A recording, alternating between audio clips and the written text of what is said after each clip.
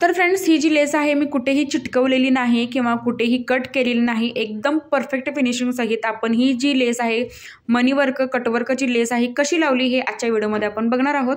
आणि जर तुम्ही स्टिचिंग काम करत असाल तर तुमच्याकडे सुद्धा असा जो ब्लाउज आहे शिवायला नक्की आला असेल। आणि जर तुम्हाला ही स्लीव्ज कशी जोडायची माहिती नसेल तर हा व्हिडिओ पूर्ण बघा। तर सगळ्यात आधी आपण जी स्लीव्ज आहे तशी कट करून घेतलेली आहे। म्हणजे तो बघू शकता सिंपल जशी 5 इंचाची जी स्लीव्ज आहे तर मी तो कट करून घेतलेली आहे अस्तराने आपल्या मेन कापडावरती। तर पहिल्यांदा काय करायचं आहे तर बघू शकता की जी लेस आहे ती पूर्ण स्लीव्जला होती। सो मी साइडचं जे आपल्या फिटिंग मध्ये जाणार आहे कापड तर ती जी आहे तर मी ती काढून घेतलेलं आहे। थोडंसं इथं नखाने आपण ही जी लेस आहे किंवा ती मणी आहे तर ते आपण पहिल्यांदा काढून घ्यायचे आहेत, कारण ते फिटिंग मध्ये आल्यानंतर आपली सुई तुटू शकते। सो तुम्ही लक्षात ठेवायचं आहे कोणतीही जी स्लीव जर तुम्हाला अशा प्रकारे जर शिवायची असेल तर सगळ्यात आधी काय करायचं, एक्स्ट्राचं जे आपण कापड फिटिंग मध्ये आत घेतो तिथलं जे आहे पूर्ण आपल्याला काढून घ्यायचे आहे।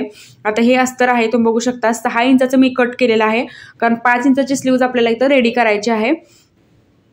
आता हे साईडचं तुम्ही बघू शकता थोडंसं आपल्याला इथं नखाने इथं प्रेस केल्यानंतर हे जे काही मणी आहेत चिटकवलेले असतात हे मणी, तर ते हे मणी एकदम इझिली निघून जातात।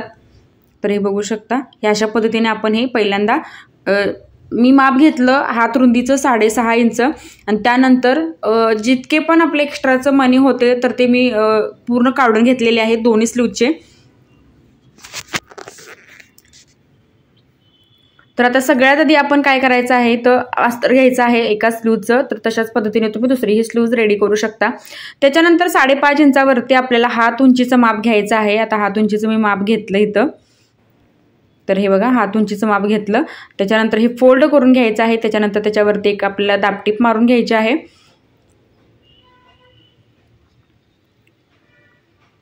तर 5.5 इंचावरती मी माप घेतलं, त्याच्यानंतर ते कापड जे आहे फोल्ड केलं, कारण 5.5 इंच वरती अर्धा इंच गेल्यानंतर प्रॉपर 5 इंचाची जी स्लीव्ज आहे आपली इथं रेडी होते।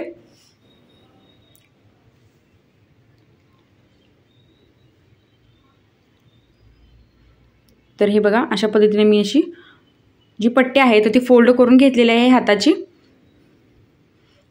तर आता आपण हे घ्यायचं आहे आपली जी स्लीव्ज आहे मेन कापडाची जी स्लीव्ज आहे तर ती आपल्याला घ्यायची आहे, एक आपण कट केली होती ती, आणि ती आपण जी फोल्डिंगची साईड आहे वरती फोल्ड केलं होतं कापड तर त्याच साईडला आपल्याला अशी जी स्लीव्ज आहे तर ती ठेवायची आहे। आणि हे सगळं करायच्या अगोदर आपल्याला सिंगल दाब लावून घ्यायचा आहे।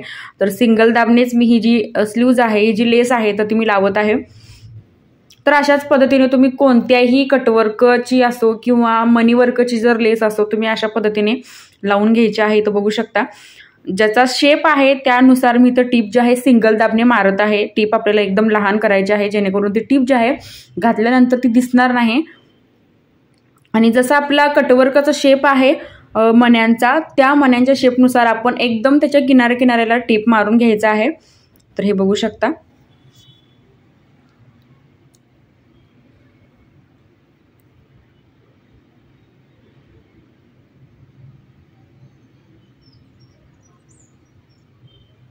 तर यामुळे काय होतं की तुम्हाला ती जी लेस आहे एक्स्ट्रा कट करावी लागत नाही। तर बरेच जण काय करतात की ती लेस जी आहे तर ती जाळून काढतात अगरबत्तीने किंवा दुसऱ्या आणि काही कशाने काय करतात की ती लेस जी आहे जाळून काढतात आणि नंतर परत ती आहे तशी चिटकवतात। तसं करण्यापेक्षा तुम्ही असं जी स्लीव्ज आहे तर ती करायची आहे, कारण याचं जे फिनिशिंग आहे तेही छान राहतं, धागे वगैरे अजिबात त्याचे दिसत नाहीत।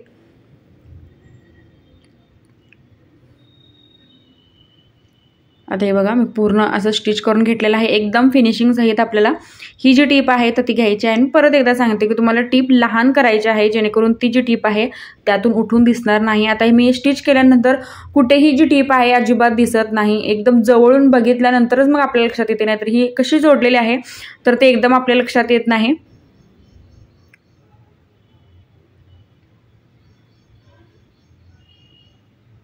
आता जसा शेप होता तसं मी तर जी आपली लेस आहे तर ती अटॅच करून घेतलेली आहे अस्तरला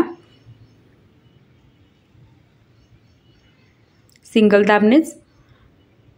आता मेन कापड आणि जे अस्तर आहे तर ते आपण जॉईंट करून घ्यायचं। खाली बॉटमला अजून आपण ओपन सोडलेला आहे तिथे सुद्धा आपण बघणार आहोत। आता हे बघा आता साईडला थोडंसं कापड जे आहे अस्तर मला इथं जॉईंट करावं लागणार होतं, सो मी ते इथं जॉईंट जे आहे जोड जो आहे इथं दिलेला आहे.